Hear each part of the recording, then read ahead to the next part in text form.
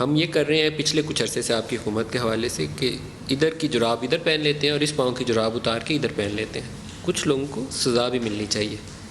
گندم sugar crisis, آپ کے ادویات کے اسکینڈل، ان سب میں یہ ہو رہا ہے کہ ہم ایک پاؤں کی جراب دوسرے میں پہنا دیتے ہیں. اس وزارت سے ہٹا دو دوسری وزارت میں بٹھا دو. There should be some punishment. آپ کی گاڑی پہ جھنڈا چلتا رہے تو پھر سزا تو نہ ہوئی. وہ عمل کب شروع ہوگا؟ میں سمجھتا ہوں کہ وزیر اعظم نے بڑی خندہ پیشانی سے لوگوں کو موقع دیا ہے اور معقول موقع دیا ہے.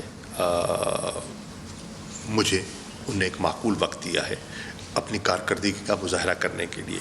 اگر میں نہیں کر پایا، ہی از دا بیسٹ جج، اور میں سمجھتا ہوں کہ انہیں اپنی ڈسکریشن کو یقیناً استعمال کرنا چاہیے کہ اگر میں ان کی توقعات پر یا اپنی قوم کی توقعات پر پورا نہیں اتر رہا تو پھر مجھے از خود یا پارٹی کے انٹرسٹ میں مجھے کسی اور دوست کے لیے جگہ بنانی چاہیے. اور ہمارے پاس بہت اچھے لوگ موجود ہیں، اچھے لوگوں کی کمی نہیں ہے. یہ میری دیانت دارانہ رائے ہے. اور میں سمجھتا ہوں کہ وزیر اعظم عمران خان صاحب سب چیزوں کو ان کا غور کر رہے ہیں اور وہ جب مناسب سمجھیں گے فیصلہ بھی کریں گے. سر ابھی تو بعض اوقات یہ احساس ہوتا ہے کہ وہ قحط و رجال والی کیفیت نظر آتی ہے. نہیں، آپ کی حکومت میں جو آپ کو ڈیمیج ہوا پولیٹیکلی، اس کی پرائمریلی جو ایک ریزن اگر آپ ایک ڈھونڈیں گے نا تو آپ کی اکنامک پرفارمنس میں مشکلات ہیں، آپ کا پور گورننس کا اسٹرکچر ہے. تو آپ 2 سالوں میں اس کو ایڈریس نہیں کر سکے. آپ نے اتنے سارے وزیر مشیر لگا دیے، کوئی 20 کے 19 کے 20 بندے ہیں. دیکھیے بالکل آپ کہہ سکتے ہیں اکنامک چیلنجز. دیکھیے ملک صاحب، جب آپ اکنامک پرفارمنس کی بات کرتے ہیں نا تو آپ کو بیس کو دیکھنا ہوگا کہ ہم نے آغاز کہاں سے کیا، ہمیں کس قسم کی اکانومی ورثے میں ملی، میکرو اکنامک انڈیکیٹرز کیا تھے، ٹریڈ ڈیفیسٹ کیا تھا، فسک کیا تھا، کرنٹ اکاؤنٹ ڈیفیسٹ کیا تھا، انویسٹمنٹ فگرز کیا تھے، پاورٹی لیولز کیا تھے، ٹھیک ہے، سرکولر ڈیٹ کہاں تھا. اب ہم نے اس سے آغاز کرنا تھا اور اس سے ہم نے آغاز کیا. مشکل حالات تھے، مشکل فیصلے کیے، سٹیبلٹی کی طرف اور پھر ریکوری کی طرف آئے. آپ دیکھیں جولائی سے مارچ کے فگرز کو دیکھیں تو آپ کو ایک اور ٹریجیکٹری نظر آئے گی. اور پھر کووڈ آیا، کووڈ نے ہماری مشکلات میں اضافہ کیا. لیکن میں سمجھتا ہوں کہ خوب سے خوب تر کی تلاش رہنی چاہیے ہمیں.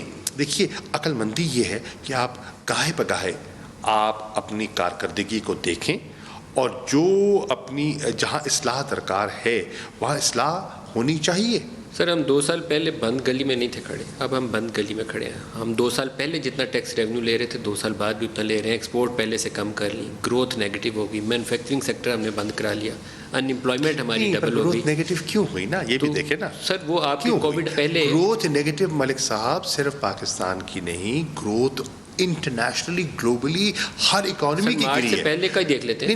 مارچ کے بعد کا نہیں دیکھتے. مارچ کے بعد سارا کچھ کووڈ پہ ڈال دیتے ہیں. اس کے پہلے کا نہیں، میں سب کچھ کووڈ پہ نہیں ڈالنا چاہتا. دیکھیے میں حقیقت پسندانہ بات کرنا چاہتا ہوں. مارچ سر آپ کو ڈیڈ ووڈ ریموو کرنی پڑے گی. نمبرز جسٹیفائی کرنے میں آپ اپنا آرگیو کریں گے، میں اس پہ سوال کروں گا. آپ کو ڈیڈ ووڈ ریموو کرنی پڑے گی. ایکسیس بیگیج ہوتا ہے نا، آپ کی حکومت میں اس وقت ایکسیس بیگیج موجود ہے آپ کی کابینہ وہ کہتے ہیں نا کہ گائے بگائے پروننگ کرنی پڑتی ہے. There is a time right now. Post budget it's a good time. میں سمجھتا ہوں کہ وزیر اعظم اگر آپ کے ذہن میں یہ چیز اٹھ رہی ہے تو یقیناً جو چیف ایگزیکٹو ہے، جس کی جو ذمہ دار ہے، ٹھیک ہے نا جی، شخصیت عمران خان کی ہے. لوگ تو لیڈر تو اس کو تصور کرتے ہیں اور سچی بات ہے ان کی کارکردگی پہ بات ہوتی ہے تو یقیناً ان کے ذہن میں پورا خاکہ ہے اور اس خاکے کے مطابق وہ آگے بڑھ رہے ہیں.